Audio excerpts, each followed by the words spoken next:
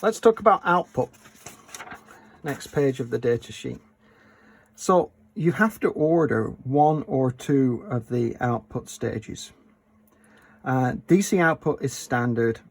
Direct output is optional. You cannot have both. You have to choose between one or the other. Essentially, the difference, all this stuff here says the difference between this one and this one is that this contains an amplifier. With the amplifier, you get a wide amplitude range, 50 millivolts peak to peak to 1.3 volts peak to peak. However, that amplifier has a roll-off. So the maximum usable frequency ends, with a 9 gigasample unit of 4.5 gigahertz, 2.25 for the 2.25 gigasample unit, and 625 for the 1.25 gigasample unit in the first Nyquist, and then the same kind of numbers with the second Nyquist. If you look at the direct output, it no longer has an amplifier. It's directly coming out of the DAC. There is a couple of capacitors in there which gives it a low frequency roll off, so that's why it says here that it's AC coupled, because there's capacitors. Here it's DC coupled and goes straight through a high performance differential amplifier. The trade-off in amplitude is now, instead of 1.3 volts peak to peak, we've got 600 millivolts peak to peak. But notice the instantaneous bandwidth now has increased. The first Nyquist numbers are the same, but the second Nyquist numbers now are much higher, especially with respect to the 9 gigasamples. So this one rolled up at 4.5 gigahertz, better amplitude range, less frequency response. This has less amplitude range and higher frequency response. So it's 4.5 gigahertz versus 9 gigahertz. Usable between up to 7.5, 8 gigahertz from the experience I've done. Once you get past 8 gigahertz, the signals do get very small. Sample clock output. This is just, when the sample clock is, when I talk about 9 gigasamples, that is the sample clock. So you can take that 9 gigasamples out of the instrumentation and feed it into, say, your DAC board, or sorry, your FPGA development board, and use it as the clock. When you're using the same clock as the Proteus arbitrary waveform generator or transceiver, that means that the jitter between the measurements or the signals that you're creating on your board versus the instrumentation is going to be orders of magnitude less. You can also take the synchronization clock out, but I want to actually spend a little time on markers. So what is a marker? A marker is a point on the waveform that you can define, that then once the instrument hits that point on the waveform, these are the markers here, it will put out a pulse, and you define what that type of pulse is. So what you have here, we have a standard on the 1284 and 1282, and it is 4 extra markers. On the 2582/4 and the 9082, it's 8 markers as standard, and then you can order extra optional markers, and we'll get into that when we go further, when we go into the options. But the key competitive thing that is really important to talk about here is that most other arbitrary waveform manufacturers give up a bit of resolution when they do this. So say your resolution, remember on the previous sheet was 16 bits. On a Tektronix arbitrary waveform generator, if you want to use a marker, you give up 1 bit, and then you're down to 15 bits. So you're losing resolution, you're losing dynamic range in other words. And a nice rule of thumb, this is not exact, but it's a good rule of thumb, that every bit in your DAC means 6 dBs of range. It's actually 6 dBs plus 1.2 or something around there. But I just for thinking on your feet, it's better just to say each DAC bit is approximate to 6 dBs. So we don't give up that. So you maintain the high resolution of the 16 bits I talked about on the previous page, and you're getting a lot of markers, many more markers than most of our competition as well. So the marker feature is probably one of our best competitive capabilities that we have in the instrumentation. We're going to, so we have the reference clock output. So this is the 100 megahertz, you know, 100 or 10 megahertz ref in or out, like we cover that there. That's all simple stuff. If you don't want the Proteus to be the master clock in the system, we have a sample clock input. So you could say you're putting that your master FPGA board, for example, that you're developing has a sample clock of 6 gigasamples per second. You can put that into Proteus, and then that sample clock would be 6 gigasamples per second, and everything would be timed aligned. So it's key to understand, you know, what are you sending the signal to, and can you share the clocks? Sharing the references is fine, but sharing the clocks gives you much better timing capability. We've got a couple of trigger inputs. They're down here on the instrument, plus or minus 5 volts. You can vary it in the code. The latency and the jitter between when it gets the trigger and it plays it out is defined here. And I really want to just hit on the jitter, and then again, remember, talk about the sample clock input, and on the previous page here we talked about the sample clock output. You know, so when you're using the same clock as the device under test, this jitter drops to a nominal number, you know, maybe less than 10 femtoseconds, which is quite a small number. Fast segment, this is another option that you can buy. What you need to understand about arbitrary waveform generators, they use two types of memory. Some use static memory, and with static memory you don't get a lot of memory space, and with dynamic memory you get gigabytes of memory. And so what we're trying to do with this feature here is give you that capability, so it acts, you have lots of memory, but it's acting like a static RAM. So if you know what your next 100 waveforms are going to be, or 10 waveforms, you can put it into the fast segment data area, and it can play them out, and you can keep refreshing it from the slower memory area. And this is again another feature that a lot of our competition don't have. In fact, none of our competition have it, and most of the competition today actually use complete dynamic memory, so it's the slow memory. So you'll find that in terms of the ability to play waveforms out fast, you know, from an event to a play out is much faster with our instrumentation, because we do have this fast segment control. We do have this fast segment memory that you can buy. Now, on the first data sheet, on the first page of this data sheet, I also talked about the digitizer, which makes our AWT. And so this is the digitizer specification here. So you can either have 1 or 2 channels. Actually, it's not optional. It's 1 or 2 channels.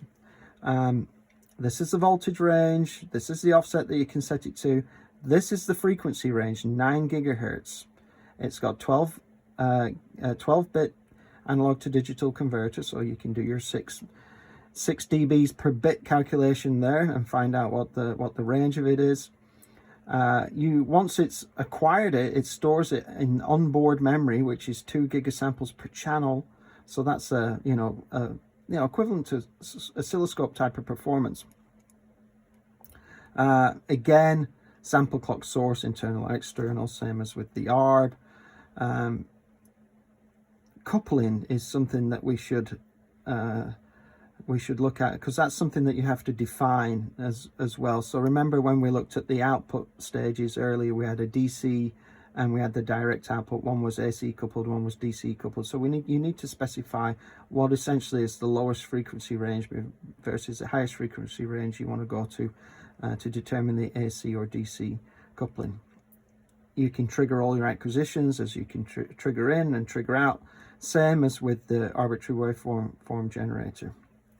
Then the thing that's in between the digitizer and the arbitrary waveform generator that we talked about earlier would be the FPGA. This is programmable. It's a Xilinx chip. It's an ultra-scale XCKU060, and we also have an upgrade available that goes to an XCKU115. Some of your customers will be very experienced in FPGAs and will know exactly what that is, but some of the customers won't be knowledgeable.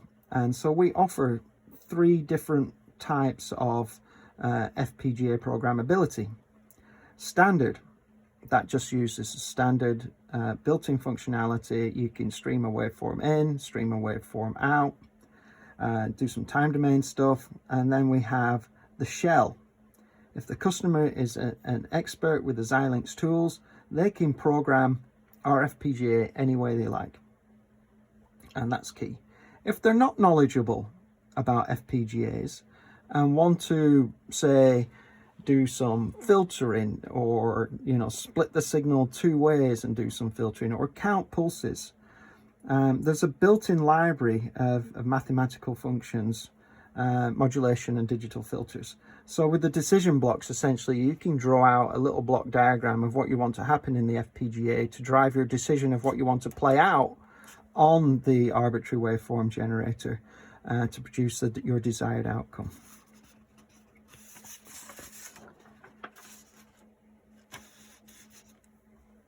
Digital up converter, I mentioned it on the first ever slide. The digital up converter is exactly what it said. On the first page it said it was an NCO, but here in the modes you've got NCO only and digital up converter. So when I click on the user interface NCO only and say I want to play out a 1 gigahertz sine wave, NCO only will play out a 1 gigahertz sine wave. Digital up converter will IQ modulate that 1 gigahertz signal that I just defined with what's ever in the arbitrary waveform generator memory. Now the maximum frequency that you can use in the first Nyquist zone, it again works in multiple Nyquist zones, of this is up to 40% of the sample rate. So if I'm set at 9 gigasamples per second, then the maximum frequency I could create would be 3.6 gigahertz. It's got a great resolution, 48 bits of resolution, so that means I can go like 1 gigahertz 0.000001 hertz and it'll play that out. And you can also adjust the phase, and it's got phase ranging as well. And this again, this feature is in the TEC 5200, but one of the problems with the TEC 5200 that each channel, once you use the IQ modulator, is not phase coherent. So what we've done is we've fixed that as well. So that's a nice little competitive nugget for you there when you're talking about the digital up converter. And of course, because it's digital, if you compare that to an analog IQ modulator, you have to do a couple of things with an analog IQ modulator. You have to balance it. You put a tone in and you have to make those 2 tones be exactly the same amplitude. That's a balancing. And you have to null the carrier feed through. So you have to mess with the phase or time delay between your INQ inputs to get that carrier feed through to a minimum. That drifts over time. That is a lot of hard work and a pain point for a lot of customers. When you use a digital up converter, it's already balanced, and the IQ module, the carrier feed through is nulled to a minimum.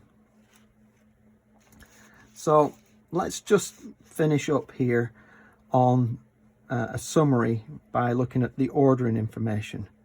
Choose your model, sample rate, channel. 1282 is a P1282M is a Proteus 1.25 gigasample with 2 channels.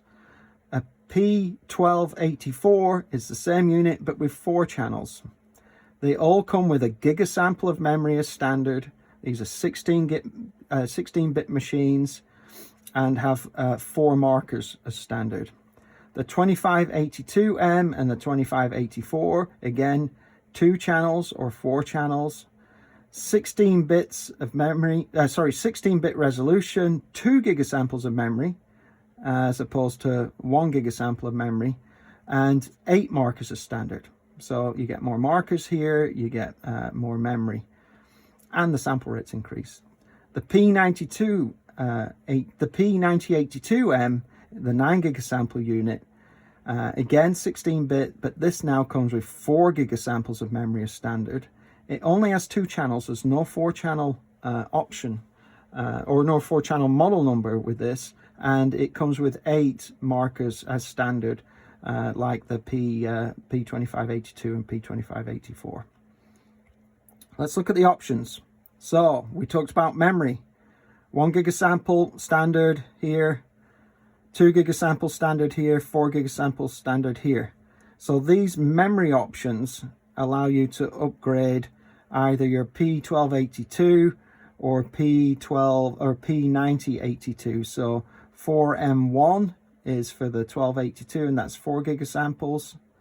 4M2 is for the 4-channel memory upgrade, for again the 1284 and the 1282 and the 1282. Sorry, the 1284 and the 2584. So this is your 4 gigasample memory upgrade.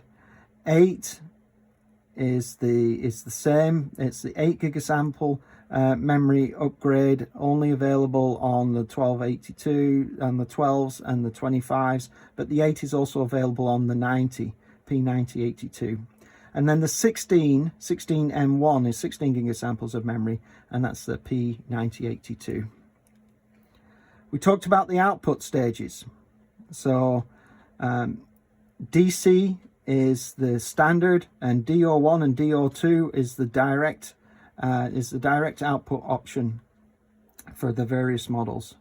We talked about fast segment, where you can emulate essentially an arbitrary waveform generator that's static RAM versus dynamic RAM, do things much faster. That's FS1 and FS2. We talked about trigger jitter. We've put together some jitter capability that's unique in the marketplace. So first of all, you have your standard jitter. And again, if you compare our jitter to Tektronix jitter standard, it's much better.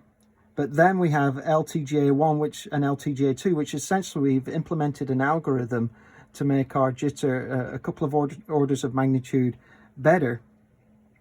That up to 200 picoseconds typically, than our standard jitter. And this is very important when you want to time align your signal to the signal that's under test. The ultimate alignment, as I said though, is to share the clocks. So if you're sharing clocks, if you're using our arbitrary waveform generator as a clock, or you're using the FPGA board or whatever board you're testing as the master clock, then you probably don't need these jitter options. We talked about the low waveform granularity options, G1 and G2. And then here we have the AWT option. So this places a digitizer on it. So when you choose this option, the PXI unit goes from 2 channels wide. And if I just put this camera up here, to a 3-channel wide. So this is actually the AWT here. This is a 9 gigasample AWT. So the instrument gets a little wider by a couple of slots. By a single slot. Streaming is the ability to stream. As I said early on, we can do 6 gigasamples per second of streaming, so we can play data in and play data out in real time. And then the programming, prog is how you program the FPGA. So this is what we call the decision blocks. This is if you're not good at FPGA programming and you want to do it through a basic, easy user interface, then you would use prog. And then shell is you're an expert at FPGA programming, you want total control of the instrumentation, and you want to do everything yourself, so you would use the shell there. So that sums it up. So that's our review of the data sheet. It's pretty extensive. I just want to reiterate that Proteus is an arbitrary waveform generator. It comes in a number of sample rates, 1.2, 2.5, 9 gigasample, It comes in a number of form factors: modular, desktop, benchtop. It's got all of the units have an NCO or digital up converter, so we can create RF signals. We have the PXI version, and it's 2 slots wide for a standard instrument and 3 slots wide for an arbitrary waveform transceiver. Great spectral purity, high speed connections, very modular, highest channel count in the industry per square inch. So all in all, a pretty nice platform. And now I hope you understand some of the specifications, how the different models differentiate from each other, and hopefully you'll be able to have a conversation with your customer about Proteus and use this new datasheet, which is available on our website to download as a guide.